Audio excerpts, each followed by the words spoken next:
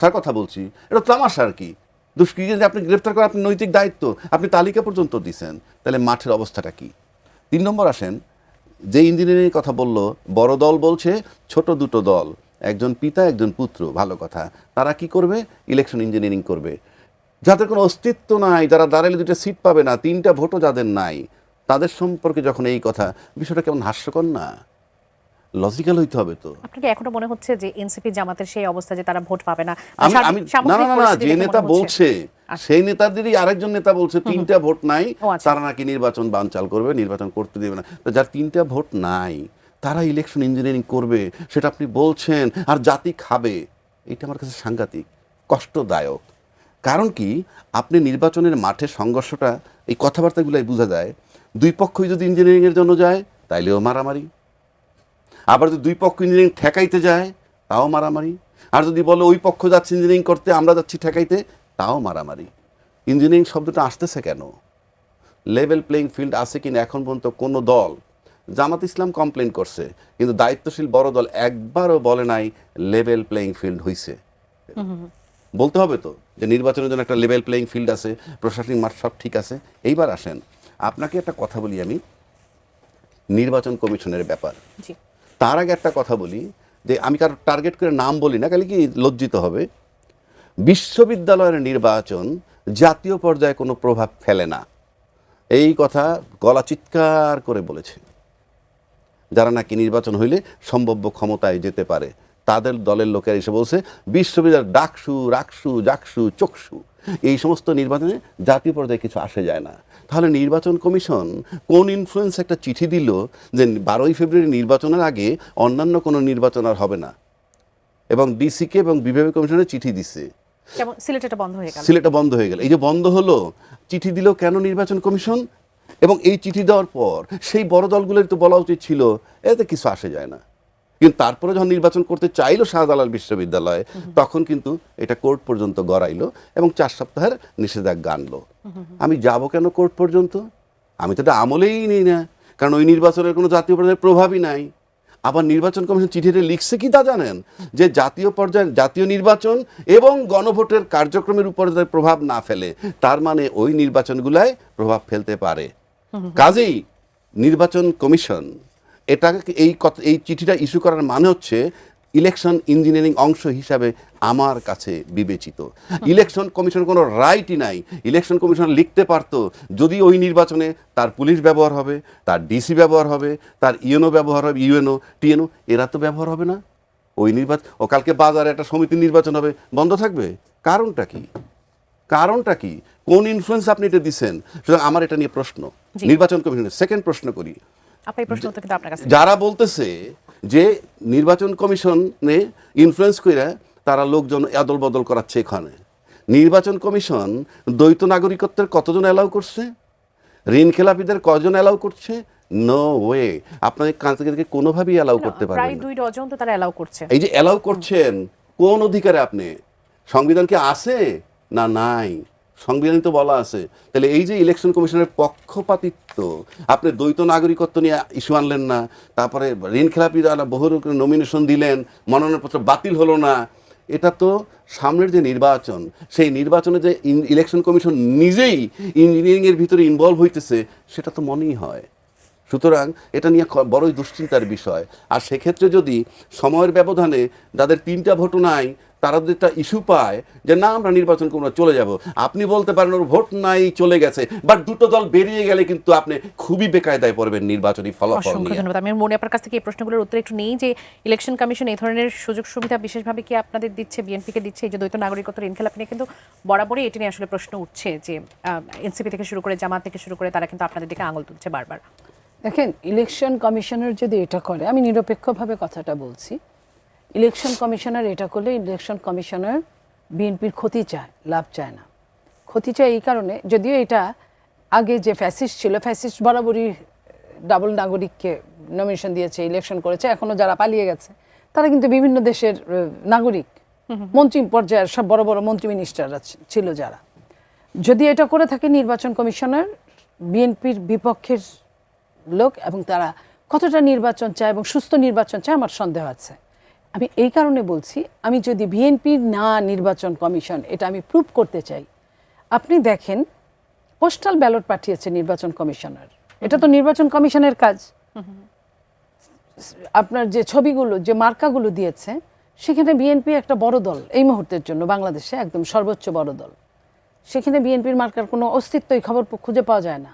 খুঁজতে খুঁজতে খুঁজতে খুঁজতে আপনার দূরবীক্ষণ যন্ত্র দিয়ে একদম শেষের দিকে এমন জায়গায়, সেখানে ভাঁজ করলে ভাঁজটা আরেকটা ঘরে পড়বে এবং ভোটগুলা আপনার বাতিল হয়ে যাবে। তাহলে কোনো মানুষ, আপনার বন্ধু কখনো কি আপনার জন্য এই শত্রুতাটা করতে পারে? আপনি ওইখানে আলফাবেটের সিরিয়াল দিয়েছেন, আলফাবেটের সিরিয়াল লঙ্ঘিত হয়েছে প্রথম থেকেই। আকারের একারের আলফাবেট আপনি করলে তো ওইভাবেই করবেন, কোথাও পৌষ মাস, কোথাও সর্বনাশ তো করতে পারেন না। ওনারা বিএনপির জন্য চরম সর্বনাশ রেখে দিয়েছে। আপনার বিএনপি একে, আপনি যে যাকে যে নাম্বারগুলা, যে ছাপটা, আপনার মার্কাটা আগে দিলেন, আপনি ভালোই জানেন, পৃথিবীর সব মানুষই জানে, প্রথম যে জিনিসটা থাকে তার প্রতি মানুষের একটা মনের অজান্তে একটা সাপোর্ট চলে আসে। তার মানে কি এইখানে নির্বাচন কমিশন কি চায়? যদি বিএনপির সঙ্গে তার সম্পর্ক থাকতো, তাহলে নির্বাচন কমিশন এই কাজটা করতো না। আচ্ছা ঠিক আছে, এটা একটা দিক গেল। আরেকটা, বিদেশে আপনি দেখেছেন যে বিভিন্ন বাসায় শত শত ব্যালট, পোস্টাল ব্যালট পাওয়া যাচ্ছে। এটা তো নির্বাচন কমিশনের ব্যালট, মানুষের বাড়িতে থাকবে কেন? সে আবার বিশেষ কোনো একটা দলের। আপনার যদি এমন হইতো যে এক দেশে রাজ্জাকি ভাইয়ের দলের পাওয়া গেছে, আরেক দেশে আমার দলের পাওয়া গেছে, আরেক দেশে আপনার দলের পাওয়া গেছে, তাহলে একটা কথা ছিল। সব কিন্তু একটা দলেরই পাওয়া যাচ্ছে তাদের বাসা থেকে। তাহলে এখানে নির্বাচন কমিশন যে কাজটা বাহ্যিক করছে, বিএনপির পক্ষ হয়ে দেখাচ্ছে, সেটা কিন্তু সারা দেশে বিতর্কের সৃষ্টি করলো। এবং এই জন্য কি, এবং যে কাজটা ভেতর থেকে করলো, সেটা কিন্তু বিএনপিকে ধ্বংস করে দিল। এবং বাকিরা কি এই জন্য সুযোগ পাচ্ছে আপনাদের দিকে আঙুল তোলার জন্য? এই আঙ্গুলটা উঠবে বলেই তো এই কাজগুলো তারা করছে। এবং শুধু বিএনপির জন্য করছে তা কিন্তু না, অনেকেরই করছে। আমি কোথাও শুনছি যে 4-5 কোটি টাকার মতো যদি কারো ঋণ থাকে, সেটা তারা অন্য দৃষ্টিতে দেখেছে। অথচ বাংলাদেশে মনে হয়েছে 200 টাকা ঋণ, মোবাইল ফোনের বিল দেওয়া হয় নাই, সেই ঋণের জন্য কিন্তু নির্বাচন আপনার প্রসপন্ড হয়ে গেছে তার জন্য। তাহলে একই জিনিস, নির্বাচন কমিশনের কি অভিজ্ঞতা নাই?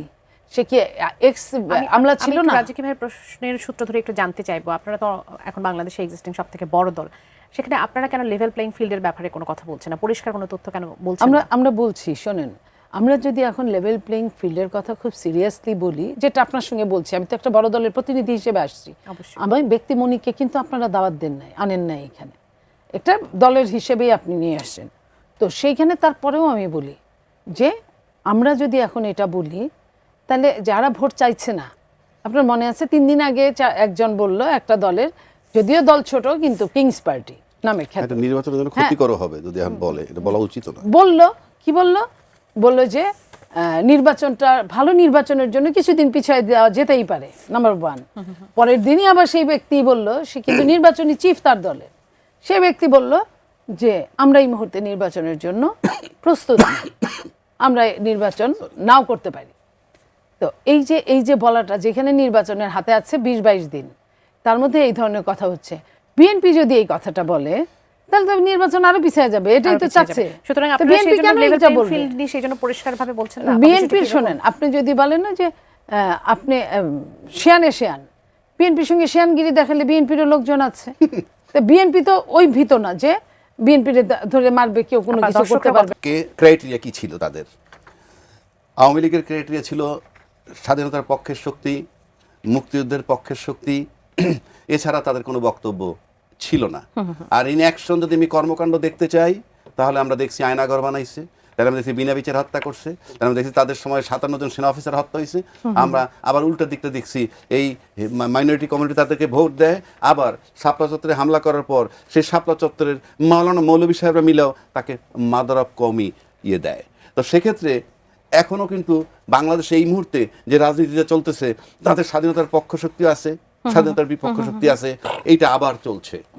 সুতরাং আগের স্বাধীনতার পক্ষের শক্তির রেজাল্ট ওনারা কি পেয়েছে, সেটা তাদেরকে যদি বিবেচনায় নেয়, তাহলে তাদেরকে বিবেচনা করতে হবে যে স্বাধীনতার পক্ষের শক্তি বলতে যা উদারপন্থী, যা উগ্রপন্থী কি, এটুকু যদি ওনারা না বোঝেন, তাহলে তো আমাদের কিছু বলার নাই। উনি তো এই দেশে থাকেন, ওনার নিজেরই জাজমেন্ট নিতে হবে।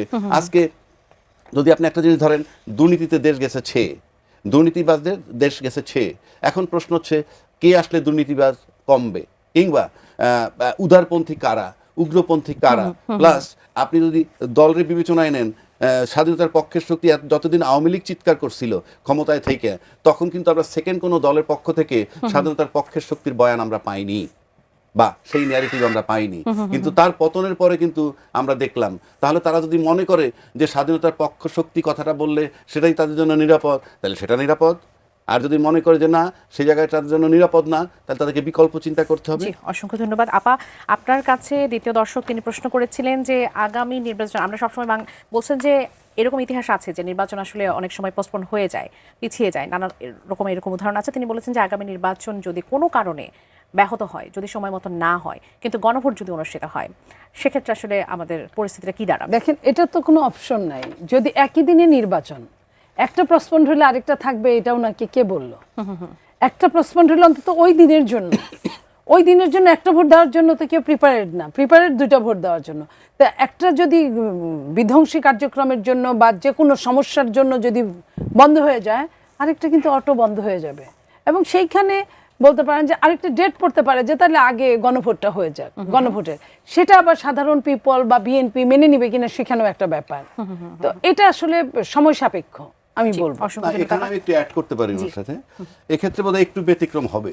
কিরকম? যে আলমগীর সাহেব যে প্রশ্নটা করছে যে যদি একটা পোস্টপন্ড হয়ে যায় আর একটা যদি টেকে, আপনি যখন জাতীয় মানে সংসদ নির্বাচন তখন কিন্তু প্রার্থীর ব্যাপার আছে। প্রার্থীর ব্যাপার হলো ভোটের ব্যাপার। দেখা গেল যে আপনি কল্পনা করেন জামাত আর বিএনপি আর কেউ নাই, এখন দেখা গেল 10টা সেন্টারে একটা সিট, তার ভিতরে 5টা সেন্টারের ভোট ব্যাপক, সেখানে যদি বিএনপির প্রভাব বেশি হয়ে যায় সেইটার ভোটটা ধরেন কাস্ট হয়ে গেল, কিন্তু অন্যান্য ভোটগুলো কাস্ট হয়ে অন্যান্য সেন্টারগুলো তখনও প্রপারলি হয় নাই। সেক্ষেত্রে যেহেতু দুইটা প্রার্থীর ব্যাপার আছে, সেখানে আপনার ভোট কম বেশি পুরা ভোট হইতে হবে, তা নাহলে বলা যাচ্ছে না কে বেশি পায়, এই প্রশ্ন ওখানে থেকে যায়। কিন্তু গণভোটের ব্যাপারে যেহেতু প্রতিদ্বন্দ্বী নাই, হ্যাঁ বা না শুধু, দেখা গেল ওই মুহূর্তে সারা বাংলাদেশে 100 ভোট ছিল, তার ভিতরে মাত্র 40টা ভোট পড়ছে, তারপর বন্ধ হয়ে গেছে নির্বাচনটা। এই 40টা ভোটের মধ্যে 25টা হা পড়লো আর 15টা না পড়লো, তাহলে গণভোটটাকে অ্যালাউ করলে করতেও পারে। অসংখ্য ধন্যবাদ। আপা, আপনার কাছে একটু জানতে চাইবো, এবার নির্বাচনে একটা বিশেষ, এবার নির্বাচনে প্রতি নির্বাচনে আমরা দেখি কিন্তু বিশেষভাবে এবারে লক্ষণীয় যে পোশাকের একটা পরিবর্তন প্রার্থীদের মধ্যে আমরা দেখতে পাচ্ছি। একেবারে নতুন দল থেকে শুরু করে বিএনপি থেকে শুরু করে জামাত থেকে শুরু করে সবার মধ্যে এটা দেখতে পাচ্ছি যে পোশাকের পরিবর্তন, ছেলেদের মাথায় ওই টুপি উঠে গেছে, মেয়েরা ঘোমটা দিয়ে আসলে প্রচারণায় যাচ্ছে। এটিকে আসলে বিশেষ কোনো প্রভাব রাখে? কেননা বিগত নির্বাচনেও আমরা যখন দেখেছি, সেটিকে কোনো প্রভাব রেখেছিল ভোটারদের উপর? দেখেন, এটা আসলে মানুষের ভণ্ডামিকে পরিচিত করিয়ে দেয়, আমি এটা মনে করি। মানুষের কাছে বিনয়ের সাথে ভোট চাইতে হয়, চাওয়া উচিত। প্রত্যেকটা মানুষ কিভাবে নেবে একটা ব্যাপার। কিন্তু ওই যে আমরা যেমন শেখ হাসিনাকে বলতাম যে তসবি দিয়ে ঘুমটা দিয়ে পরে, এটাকে কিন্তু পরবর্তীতে নেগেটিভভাবেই নেওয়া হয়েছে। শেখ হাসিনা যেভাবে ভোটটা নিতেন, আমি ওইটাই বলতে চাই যে এই যে ভোটটাকে নিয়ে আমি গ্রামে গঞ্জে যে এত গিয়েছি, কাজ করেছি এমপি থাকা অবস্থায়, তারপরে আগে আমি কখনোই কোনো হুজুরদের বলতে শুনিনি যে ও মহিলা, ওর সামনে যাওয়া যাবে না, ও বোরকা পরে না, ওর সামনে যাওয়া যাবে না, ওর কাছে ও ভোট চাইছে, ওকে ভোট দেওয়া যাবে না। এই ধরনের কিছুই আমি শুনিনি। বরং যেটুকু শুনেছি সেটা সচেতন ব্যক্তি মহল, যারা রাজনীতি একসাথে কলিগ রাজনীতি করেছি, বিভিন্ন কথা বলার চেষ্টা করেছে যে ওর তো শ্বশুরবাড়ি এখানে না, ও এখানে আসছে কেন, মানে একটা বানানো কথা একটা বানায় সামনে উপস্থাপন করার চেষ্টা করেছে। এই জিনিসগুলো আমি বাংলাদেশের ভোটারদেরকে আমি অত্যন্ত শ্রদ্ধা করি, একদম মনে থেকে। এই কারণে ভোটারদের মধ্যে কিন্তু কোনো ছলচাতুরি নাই, তারা কিন্তু খুব সহজভাবে প্রার্থীকে মেনে নেয়। কিছু প্রার্থীর দলীয় কিছু মদত থাকে, যে ব্যক্তিগতভাবে অপছন্দ করলো দলীয় মদদের জন্য দল করি কি করব, ওইখানে একটা ব্যাপার থাকে। কিন্তু সুইং ভোটগুলো তারা যাকে ভালো মনে করে। এবং এইখানে একটা জিনিস যেটা তারা, এই যে প্রার্থী যেমন বললেন সংখ্যালঘু প্রার্থী ভোটার বললেন, এই ব্যাপারটা কিন্তু খালি সংখ্যালঘুর জন্য না, এটা প্রায় অনেকের ক্ষেত্রে যে আপনি খুব ভালো মানুষ, স্বতন্ত্র দাঁড়িয়েছেন, আমি যে আপনাকে ভোট দিব, আপনি পাস করতে পারলেন না, তারপরে কিন্তু আমার বাড়ি ভেঙে যাবে। এই যে ভয়, নিরাপত্তাহীনতা, যেটা সংখ্যালঘুরা যে ভয়টা পাচ্ছে যে তারা কাকে ভোট দিবে। আমি তাদের উদ্দেশ্যে এইটুকু বলতে চাই, বিএনপিতেও কিন্তু হিন্দু প্রার্থী আছে, সংখ্যালঘু প্রার্থী আছে, এবং বিএনপি অনেক সংখ্যালঘু করে। জামাতও কিন্তু সংখ্যালঘুকে মনোনয়ন দিয়েছে। এটা কিসের জন্য? একটা শ্রেণীর ভোট টানার জন্য। উনি যে নিরাপত্তার কথা বলছে, সেই নিরাপত্তাটা কিন্তু সত্যি তত্ত্বগত, এটা এটা এটা খুঁজতে খুবই কঠিন ব্যাপার উনার যেটা ফিলিংটা, কারণ উনি এইখানে আসামি পক্ষ। জি। আর যেটা ভোটের যেটা আমরা যেটা বলি, যে দলই হোক না কেন, ওই বিশ্বাসে মিলাই বস্তু ওনার এটাই করতে হবে, তর্কে বহুদূর। ওনাকে বিশ্বাস করেই একজনকে দিতে হবে, এবং ওই দেওয়ার সময় কিন্তু তারা ওই ভুলটা করবে না। দেওয়ার সময় তারা ওই শক্তি সামর্থ্য আলাককেই দিবে। তারাও কিন্তু জানতো যে কথাটা উনি, আমি আবারও বলছি, আওয়ামী লীগের সময় কি তারা টর্চার হয় নাই? তাদের জমি দখল করে নাই? তাদের পূজা মণ্ডপে গরুর মাথা ঝুলাই দিয়ে আসে নাই? অনেকখানে দিয়ে আসছে। নাসিমনগরে মারামারি হয় নাই? আওয়ামী লীগের সভাপতির ছেলে তাদেরকে অনেকে হত্যা করে নাই? বাড়ি আগুন লাগিয়ে দেয় নাই? কিংবা পূজা মণ্ডপ ধ্বংস করে নাই? অবশ্যই করেছে। কিন্তু তাদের একটা মাইন্ডসেট হয়ে গেছে, হয়েছিল যে আওয়ামী লীগ ছাড়া আর কারে দিব। তারা কিন্তু তাই দিয়েছে। আবার আপনার ওই একই সময় আওয়ামী লীগের সময় চট্টগ্রামে ওনাদের কিন্তু কিছু নেতা আছে, যেমন চট্টগ্রামে ওই সময় কি বিনোদ বিহারী না কি জানি এরকম একজন ভদ্রলোক ছিলেন, ওইখানে খুব সব হিন্দুরা তার কথা শুনতেন, সনাতনীরা। উনি যখন বললেন, ওইখানে কিন্তু মেয়রের ব্যাপারটা কিন্তু চেঞ্জ হয়ে গেল রাতারাতি। মেয়র উনি যাদেরকে বললেন বিএনপির প্রার্থী পাশ করলো। হ্যাঁ, তো এই জিনিসগুলো ওনারাও ওই তাদের পঞ্চায়েত বলেন বা তাদের নেতৃত্ব বলেন, এটাও যেমন একটা দিক, আবার তাদের মাইন্ডসেটটাও একটা দিক। জি, অসংখ্য ধন্যবাদ। কিন্তু যেটাই বলেন না কেন, সংখ্যালঘু তো আমিও আপনিও নারী হিসেবে, যদিও সংখ্যায় বেশি, কিন্তু এখানে তো আমরা লঘু হিসেবেই কাজ করি। ওরকম সংখ্যালঘু অনেকেই অনেক জায়গায়, তো সবখানেই সংখ্যালঘুদের একটা সমস্যা থেকেই যায়। নেতৃত্ব আসলে নির্বাচন করতে হবে। রাজাকি ভাই, কেমন নির্বাচন আমরা পেতে যাচ্ছি সামনে? আপনাকে ধন্যবাদ। আমার এখানে অনেক প্রশ্ন, কেমন নির্বাচন পেতে যাচ্ছি। আপনি ইসিকে নিয়ন্ত্রণ করতেছে কে? ইসি সিদ্ধান্তগুলো দিতেছে কিভাবে? ইসি তার জুরিডিকশনের বাইরে ওই যে অন্যান্য নির্বাচন বন্ধ করে আমি কোনোদিন শুনি নাই। এবং সরকার কি করছে? সরকার আমার কাছে মনে হয় তার একটা সেফ এক্সিট প্রয়োজন। তো সব কিছু মিলে আমার কাছে যেটা মনে হয়, নির্বাচনের দিকে আমরা যাচ্ছি। কারণ আমি আগেও বলছি, এখনও বলছি, তিনটা বড় স্টেক হোল্ডার যদি একত্র না হয় নির্বাচন হবে না, হওয়ার সম্ভাবনা কম। তিনটা বড় স্টেক হোল্ডার, এরকম ক্রাইসিস টাইমে আর্মি একটা বড় স্টেক হোল্ডার, সবচেয়ে বড় দল হিসেবে ড্রাইভিং সিটে বসে আছে বিএনপি, তারা একটা স্টেক হোল্ডার, সরকার নিজে একটা স্টেক হোল্ডার। হ্যাঁ, এবং এই তিনটা স্টেক হোল্ডারের যদি ঐক্যমত্য থাকে তাহলে একটা নির্বাচন হবে। সেই নির্বাচনটা সুষ্ঠু হোক কিংবা রক্তাক্ত হোক কিংবা খুব সুন্দর হোক সেটা আমরা বলতে পারবো না। তবে আজকের যে পরিস্থিতি এখন পর্যন্ত যেটা দেখতেছি, তাতে একটা সুন্দর স্মুথ মসৃণ একটা নির্বাচন হওয়ার কোনো সুযোগ আমি দেখছি না, নাম্বার ওয়ান। এবং নির্বাচনের পরে পরবর্তী ধাপ কি হবে সেটা নিয়ে আমার শঙ্কা আছে। আপনার মতামত একটু জানতে চাইবো, কেমন নির্বাচন হতে যাচ্ছে? একেবারে আপনি যেটা বললেন যে আমি বিএনপির মনি নই, আমি শুধু মনি হয়ে আপনি বলবেন। দেখেন, আমি শুধু মনি হয়ে যে কথাটা বলতে চাই সেটা হলো যে বাংলাদেশের মানুষ ভীতকর অবস্থায় দিন যাপন করছে, সমস্ত বাংলাদেশের ভোটার প্রার্থী।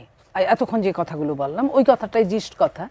এই যে ভীত সন্ত্রস্ত জীবন নিয়ে জীবন পার করছে, তারা সকালবেলা উঠেই আগে খেয়াল করবে ভোটটা কেমন হচ্ছে। আগে যেমন খুব উৎসাহ নিয়ে সব কাজটা